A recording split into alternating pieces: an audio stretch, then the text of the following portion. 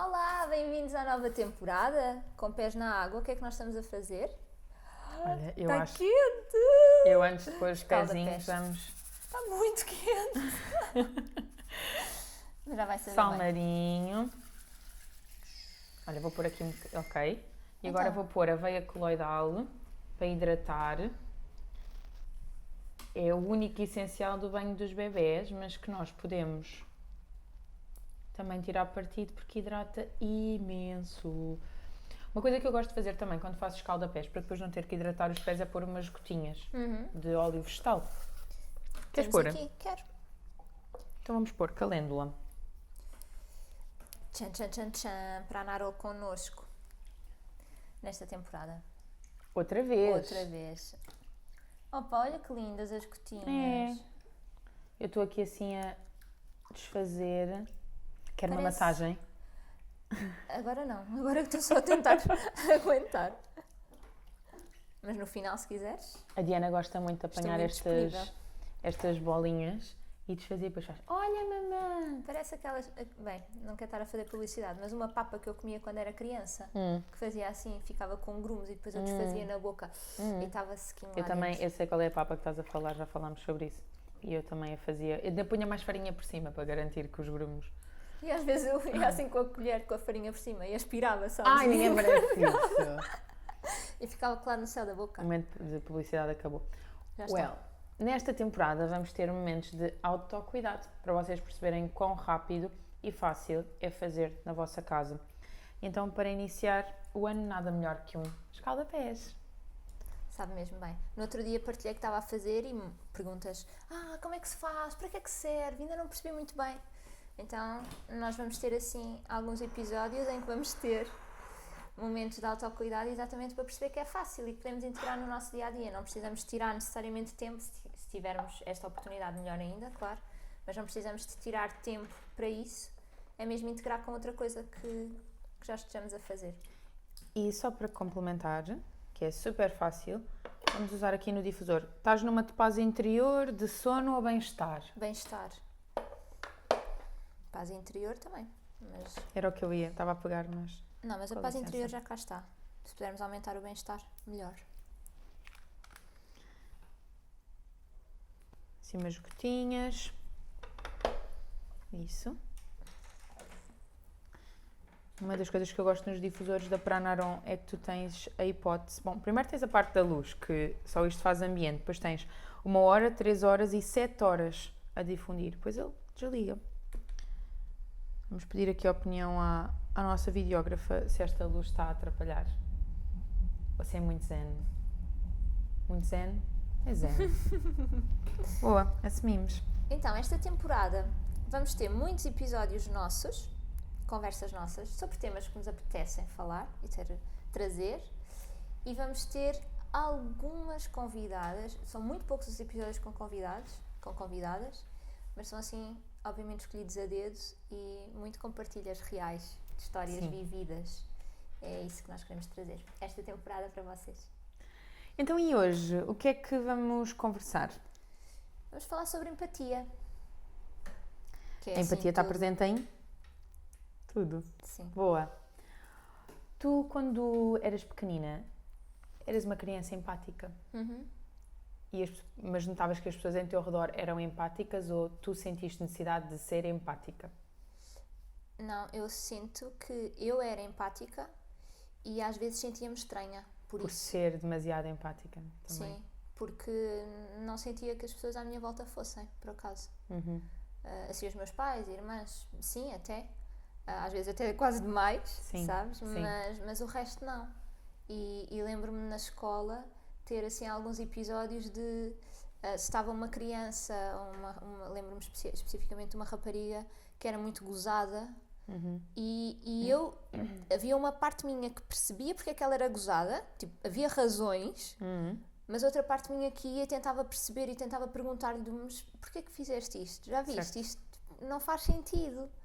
E ela sentia-se acolhida e Pois. eu era julgada depois por todas as outras pessoas que era, mas como é que tu estás a defendê-la? Isto bem, no 5º ano, 10 anos. Que ainda por cima é uma faixa etária super difícil, porque além das alterações todas que nós estamos Sim. a sofrer hormonalmente, também nos estamos a encaixar um bocadinho no mundo. E para mim foi mesmo muito difícil porque eu tinha vindo de um colégio privado em que era só raparigas, ainda por cima. Eu, com 2 irmãs, tinha relação com os meus primos mais próximos, mas eram os únicos rapazes que eu tinha assim contacto. E depois de repente fui parar a uma escola pública com valores e estados muito diferentes daquilo que eu estava habituada, e eu era gozada porque tinha vindo de uma escola privada, como se eu tivesse hipótese de escolha. Então foi mesmo cair É ali de engraçado dizer isso, eu paraquedas. notei isso foi quando eu cheguei ao 10º ano. Foi um bocadinho mais cedo. 10 anos, 9 na altura. Pumba! Toma lá, agora safa-te.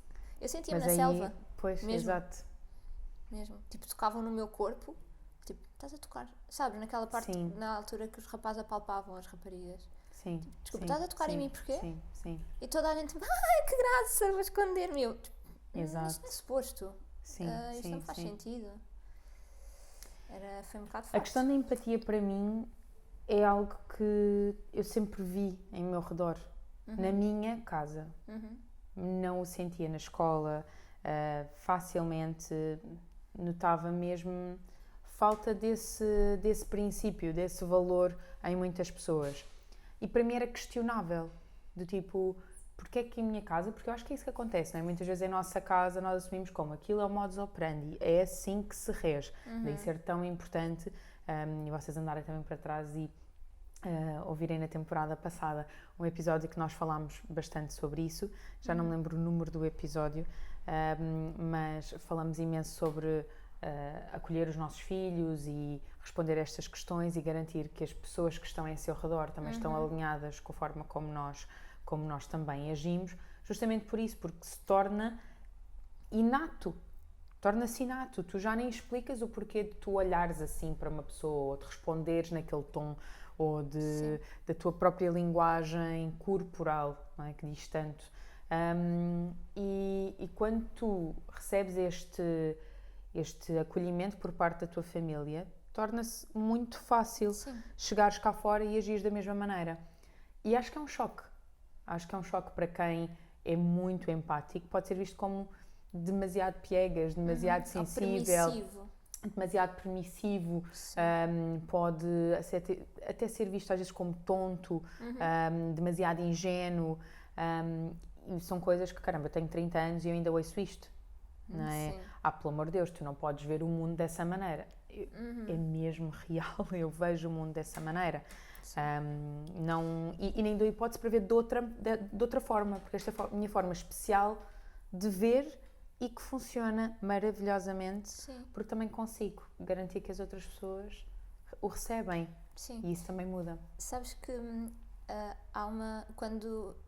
antes de pensar muito sobre isto, eu achava que empatia era eu conseguir pôr-me no lugar da outra pessoa, mas no lugar da outra pessoa sendo eu mesma, que não é na verdade ser empática, porque é posto no lugar da outra pessoa, com o contexto da outra pessoa, com a história da outra pessoa.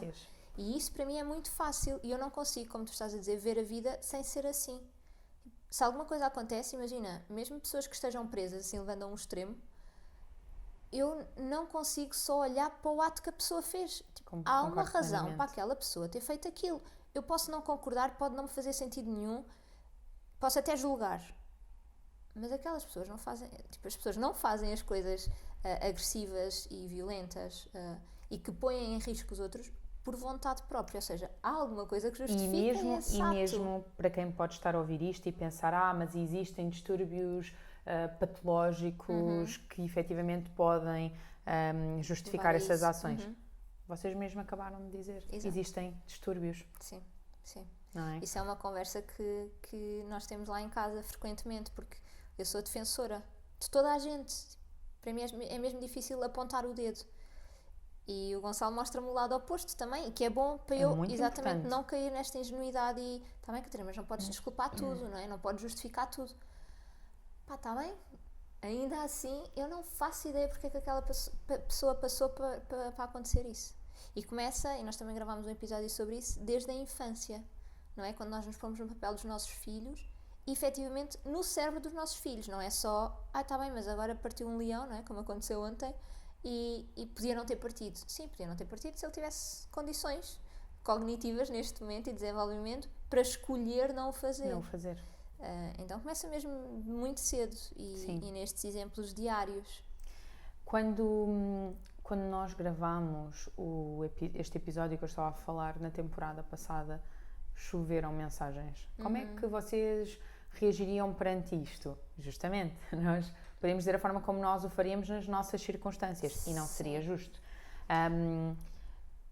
Choveram questões, desabafos e nós adoramos receber essas vossas partilhas. Façam-no. Aliás, acho que a comunidade fica muito mais próxima.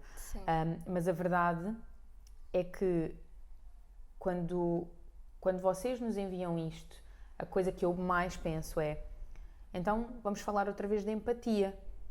Porque quando existe o registro de um avô que fez desta maneira, ou de uma avó, ou de alguém, uma colega de trabalho, porque também chegam partilhas que não estão diretamente ligadas à questão dos filhos propriamente ditas. Aliás, há muitos episódios nossos que não são só para mães. E a verdade é esta, se nós embutirmos empatia em todos os atos, nós obtemos a resposta. Eu acredito mesmo que de todos os valores que existem, este compreende nele muita coisa, compreende respeito. É o que traz mais paz. É o que traz mais paz.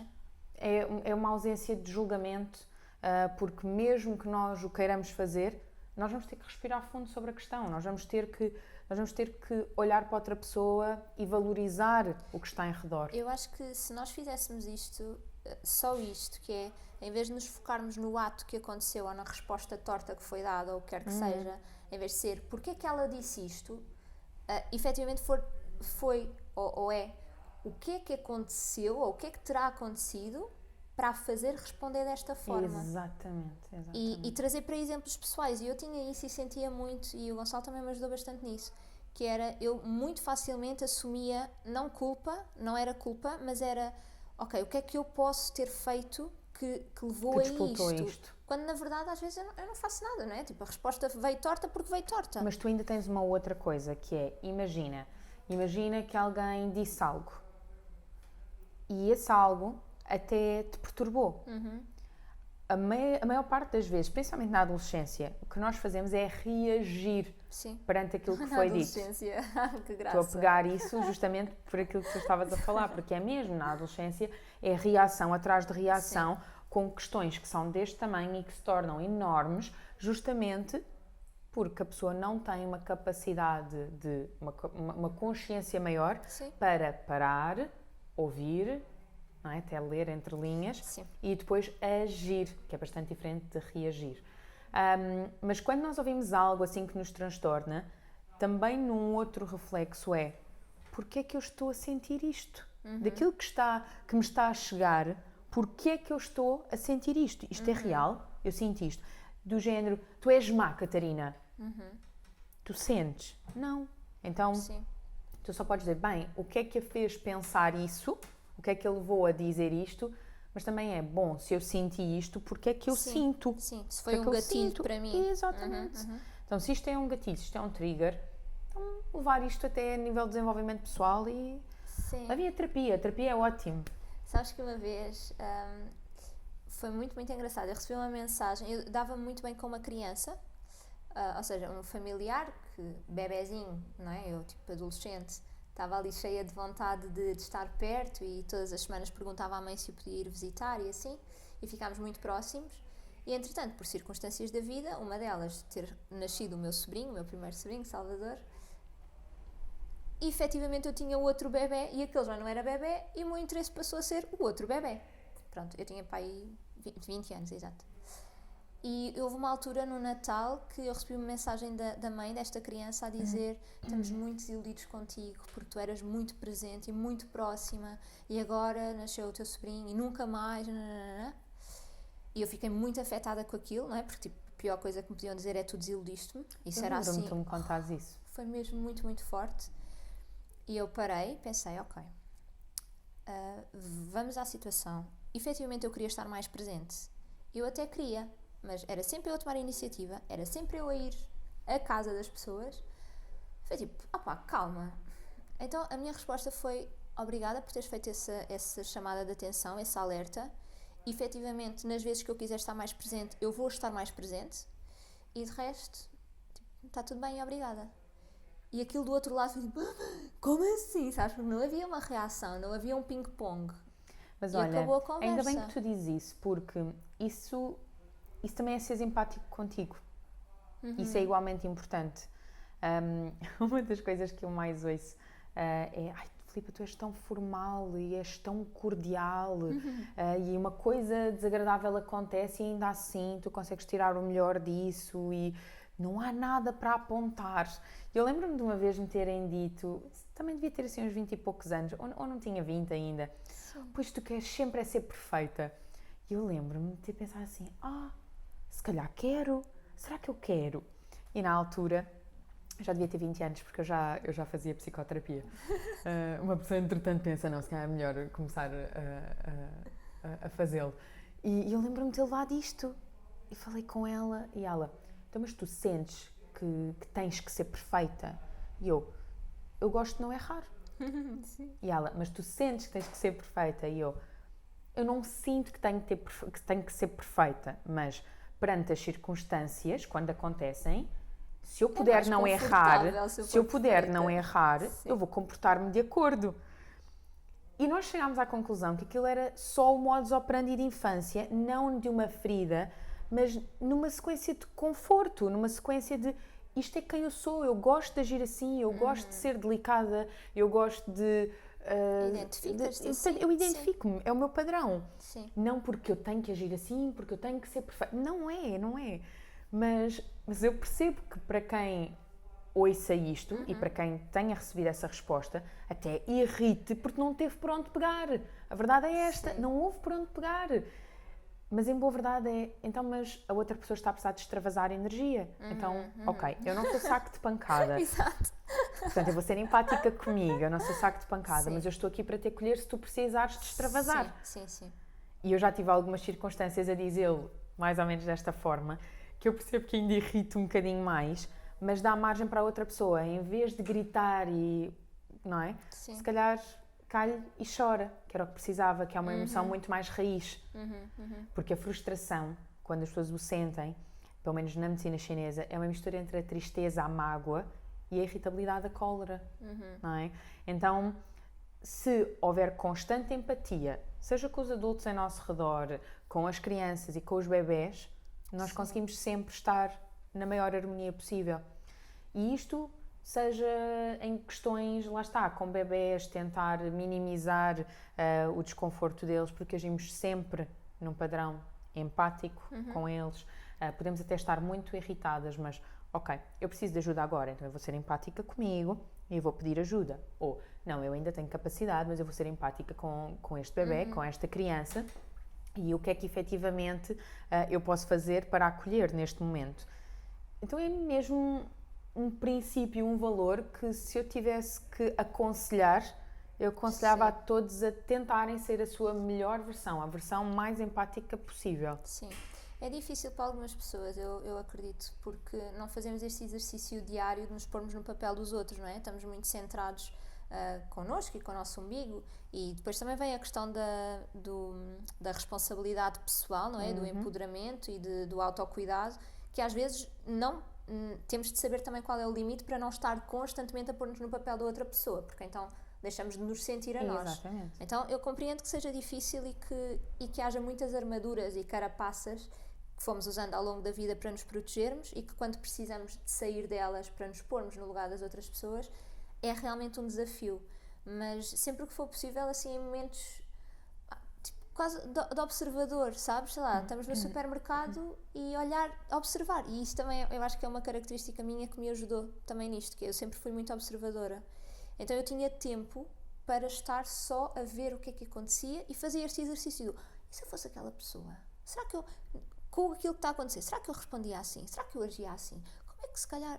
Estás a ver, a contemplação para mim nunca foi algo que me tenha sido incutido em pequena. Eu faço um esforço para contemplar.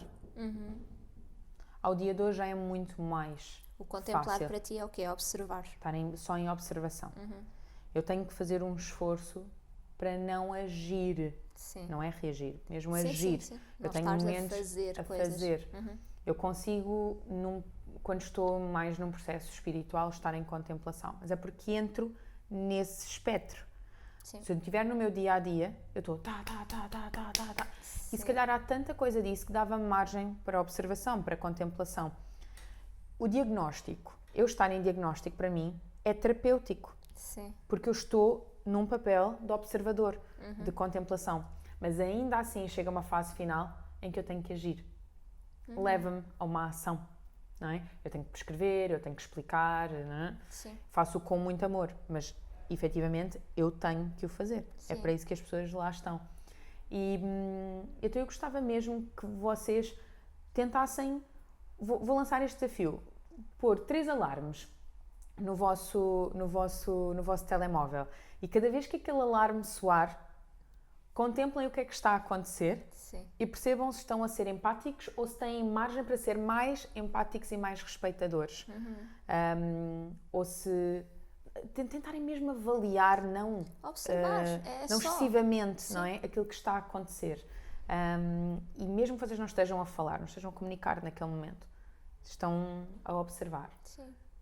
Façam isto que a Catarina estava a fazer. Como é que eu agiria perante esta circunstância? Sim. Sim. E quando há muita dificuldade em, se for muito oposto, tipo, de todo que eu não agiria assim, a minha resposta não era esta. Como é que é possível aquela pessoa ter dado aquela resposta? Tipo, o que é que terá acontecido na vida daquela pessoa, no dia daquela pessoa, para chegar àquele momento e aquela pessoa responder daquela forma tão dispar? Não quer dizer que a minha seja certa, ok? Mas quando são assim coisas muito, muito fora, acontece, por exemplo, no parque infantil, ver reações de pais com filhos.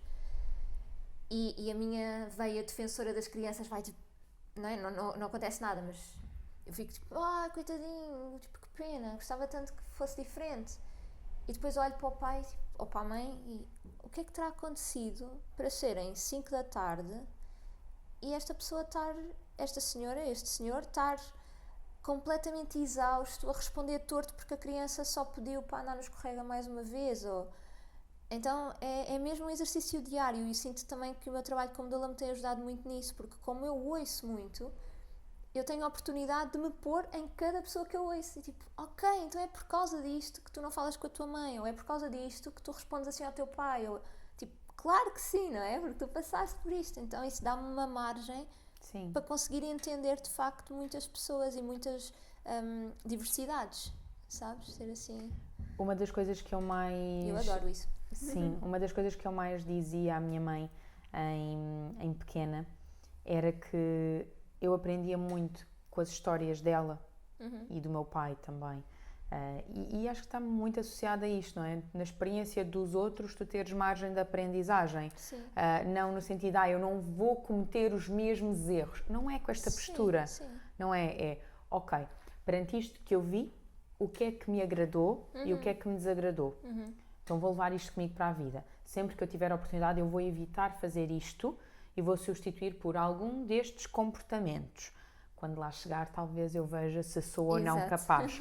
E já tive oportunidade de chegar a algum desses momentos e levar, isto é a minha margem de transparência, de chegar à minha mãe e dizer assim, olha mãe, eu lembro-me claramente de ser mais nova e pensar isto e agora eu cheguei aqui e eu só te quero dizer que eu hoje vejo que fizeste o melhor que podias e que eu não soube fazer melhor. E às vezes nós termos esta constatação e esta verbalização é também muito importante para a outra pessoa. É mesmo muito importante. Para nós... É um desafio extra. Sim, mas é mesmo muito... Se tivermos a oportunidade para o fazer, talvez sim. não com todas as circunstâncias vamos ser capazes, Sim. mas se tivermos essa possibilidade, é algo que a outra pessoa ainda por cima vai acolher como algo que eu fiz há tanto tempo atrás foi validado. Não como certo, mas como alguém que também entendeu sim. e também não conseguiu fazer melhor. Outra pessoa conseguirá. Se alguém tentou e, portanto, alguém que está na mesma página que eu. E isto traz muita empatia, uma vez mais. Principalmente quando são desafios bastante intensos. Então, cada vez que vocês virem uma criança a tirar-se para o chão, eu já tive algumas circunstâncias de ver pais a debater-se com algumas circunstâncias difíceis. Tive uma em particular, no supermercado, que estava a mexer mesmo com o meu sistema nervoso. Estava a ser mesmo muito difícil para mim assistir aquilo. E dei comigo a julgar, no sentido de, pá, mas não fazem nada. Até que respirei fundo. E aquilo já estava a acontecer há uns largos minutos, estávamos na fila do supermercado. E eu aproximei-me e perguntei se podia ajudar, se queriam a minha ajuda. E a resposta também foi, se você conseguir fazer alguma coisa. E no meio disto eu perguntei ao menino, estás muito cansado, estás com fome, estás... E o menino queria o pão que a mãe tinha tirado da padaria.